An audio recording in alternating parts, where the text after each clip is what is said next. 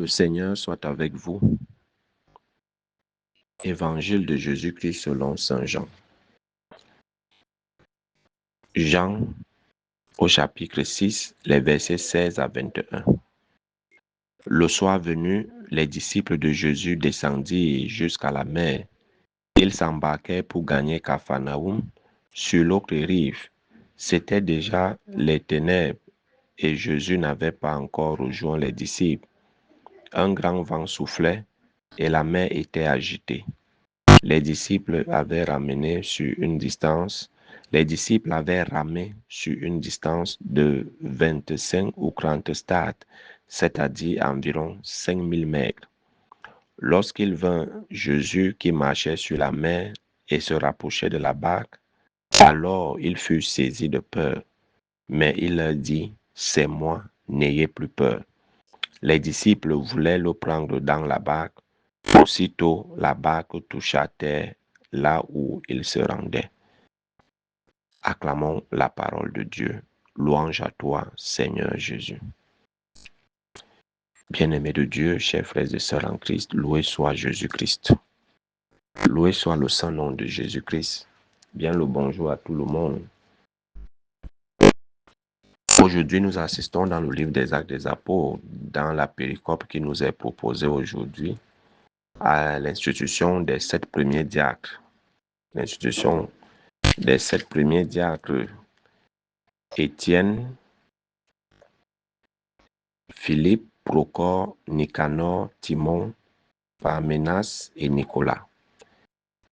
Et pourquoi? Parce que non seulement il y a eu des récriminations dans la communauté où les croyants de langue hébraïque, de langue grecque, les frères de langue grecque récriminaient contre ceux de langue hébraïque parce que les veuves de leur groupe étaient désavantagées dans le service quotidien.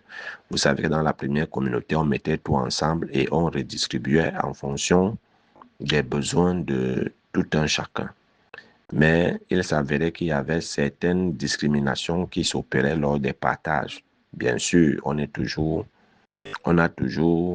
ce petit faible-là, qu'on veut avantager ceux de notre village, ceux de la même langue que nous, ceux de la même région que nous, du même département, du même arrondissement.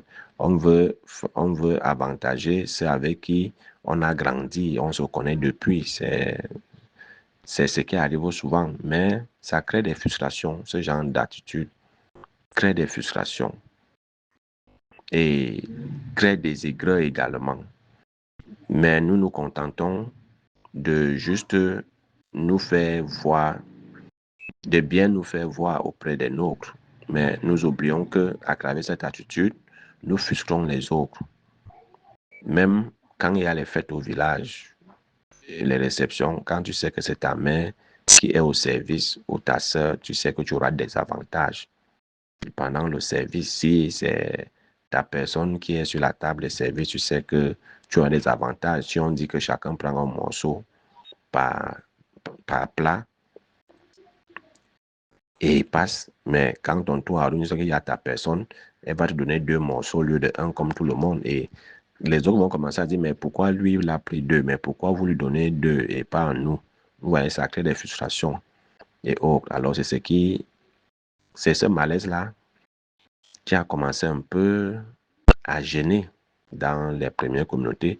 Alors, les disciples qui ne pouvaient pas, les apôtres qui ne pouvaient pas être à la fois, qui ne pouvaient pas être en même temps en train d'évangéliser, d'annoncer la bonne nouvelle et s'occuper aussi des services, ils vont dire, bon, on va faire simple, on va choisir vous-même des personnes pieuses, remplies d'Esprit Saint, de sagesse, vous les amenez, on va leur imposer les mains et c'est eux qui s'occuperont désormais du service de table. Et nous, on va se concentrer sur l'annonce de la bonne nouvelle et le discours qui a plu à tout le monde. Et c'est pour ça qu'on a donc choisi Étienne, Philippe, Procore, Nicanor, Timon, Parménas et Nicolas pour s'occuper du service des tables. Donc, le rôle des diacres au départ, c'était justement ça, le service des tables et autres. Et les disciples, les apôtres s'occupaient de la proclamation de la bonne nouvelle du salut. Et c'est comme ça que le problème avait été réglé. Alors, ce problème ancien, nous voyons qu'il continue toujours dans nos pratiques, dans nos églises, dans nos communautés chrétiennes. Si le pasteur de la communauté délaisse la parole de Dieu pour faire la pastorale des riches, des personnes nantis, on va voir qu'il y aura toujours cette discrimination, il y aura toujours ces récriminations. Les pauvres vont récriminer qu'ils sont désavantagés parce qu'eux, ils n'ont rien à offrir au pasteur, ils n'ont rien à offrir au prêtre. Alors, c'est pour ça que le prêtre part vers ceux qui ont quelque chose à lui offrir lors de ses visites. Et c'est ce malaise que nous devons véritablement combattre et éradiquer dans nos églises, surtout nous les prêtres et pasteurs, ceux qui s'adonnent à la pastorale des riches, des personnes nantis et qui ne s'occupent pas des pauvres. Parce que ça ne manque pas. Et beaucoup parmi nous créent ces frustrations dans les communautés. Ces frustrations dans les communautés. Et vous allez voir, quand la communauté aura dit à ton macabo, tout ce que tu vas dire après ne seront pas avec toi. Vas-y, mais va voir ceux chez qui tu passes souvent. Mais va voir tes vrais amis. Mais va voir ceux qui t'invitent tous les jours, chez qui tu peux manger.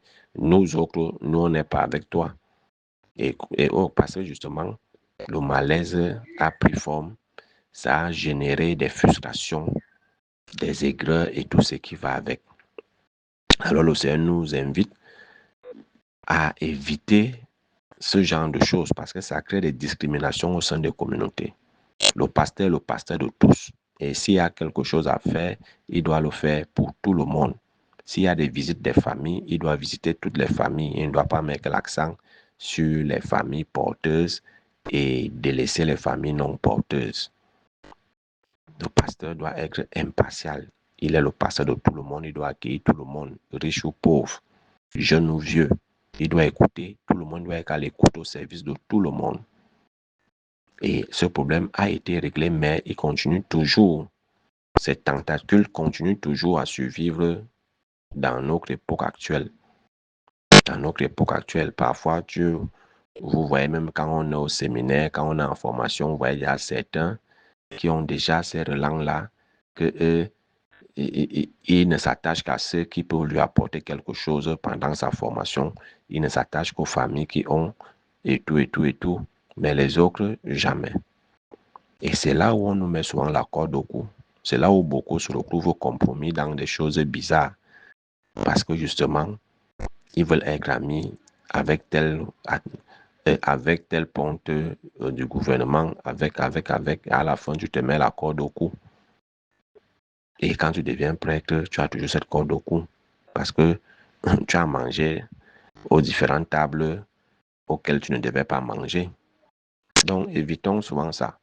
Revenons à l'essentiel, l'annonce de la bonne nouvelle. Nous sommes appelés pour donner Dieu aux gens.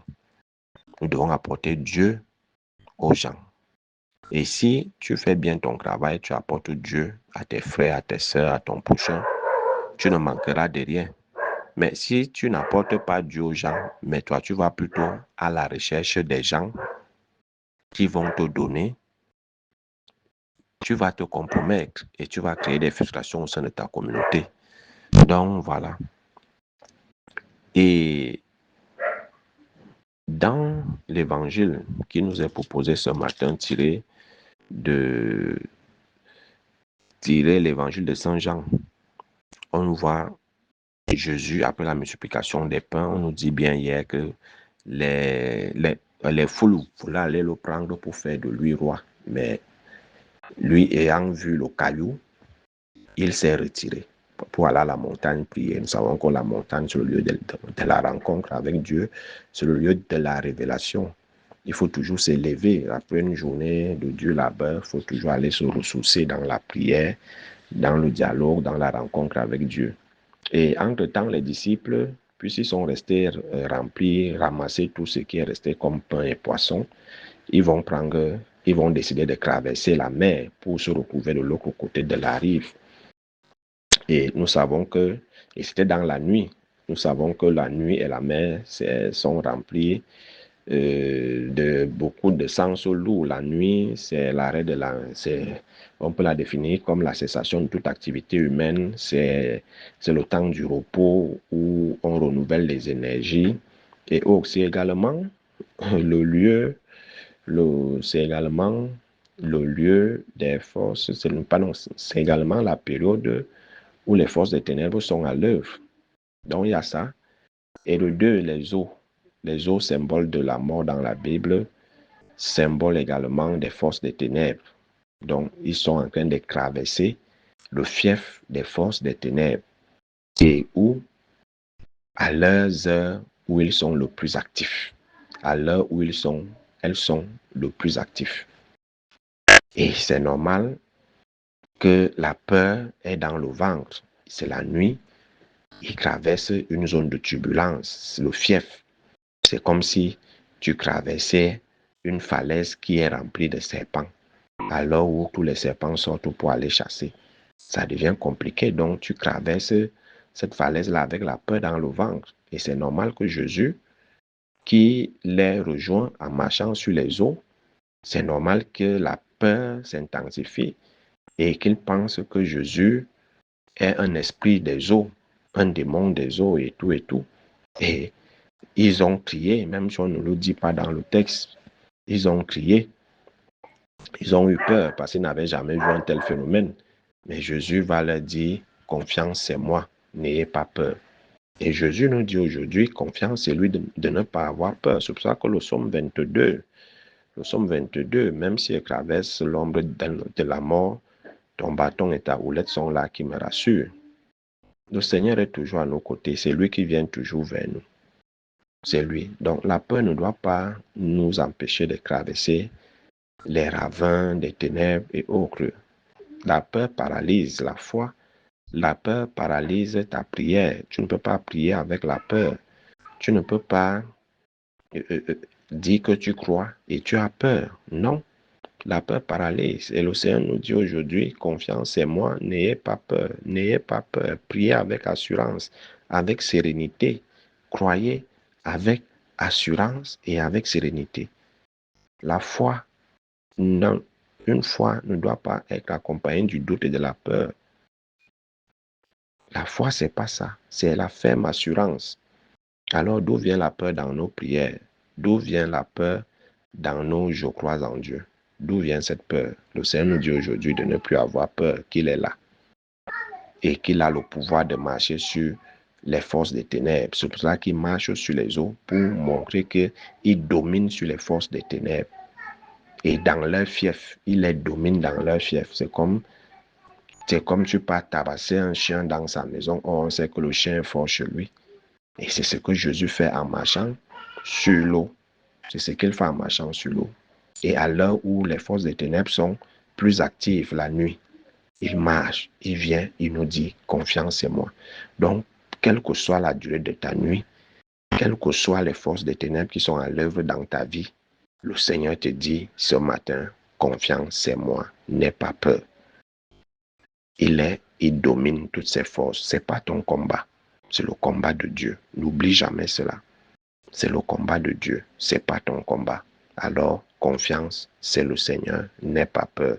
Avec lui, vous allez traverser l'ombre de la mort, les ravins de la mort, les vallées de la mort et des ténèbres, rien ne t'arrivera. Que la Vierge Marie nous enveloppe de son manteau de protection et qu'elle nous protège de toute œuvre des ténèbres programmée contre nous. Loué soit Jésus-Christ, à jamais.